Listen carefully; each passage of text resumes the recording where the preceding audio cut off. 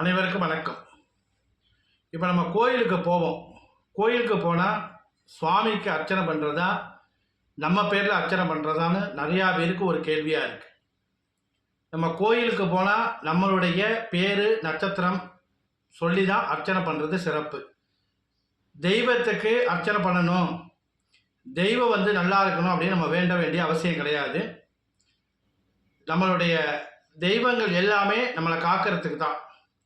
இப்போ நம்ம பேர் நட்சத்திரம் சொல்லி நம்ம அர்ச்சனை பண்ணுறது ஏன் அப்படின்னு கேட்டிங்கன்னா, நம்மளுடைய ஜாதகத்தில் ஏதாவது திசாபக்தி சரியில்லாமல் இருக்குது, நமக்கு நேரம் சரியில்லாமல் இருக்குது, நமக்கு ஏதாவது ஒரு விபத்து நடக்கிற மாதிரி இருக்குது, இல்லை ஏதாவது ஒரு சூழ்நிலையில் நமக்கு ஒரு தொழில் பண்ணுறோம் அது நஷ்டமாக போகுது, அது மாதிரி இருந்தால் அந்த அர்ச்சனை பண்ணையில் அந்த மாதிரி தடங்கள் நீங்கும்.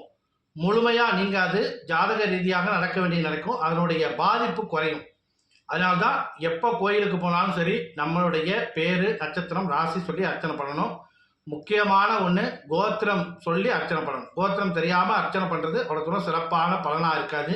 அதனால் நம்மளுடைய கோத்திரம் நட்சத்திரம் ராசி சொல்லி அர்ச்சனை பண்ணுறது நமக்கு நல்ல சிறப்பான பலனை கொடுக்கும். நன்றி, வணக்கம்.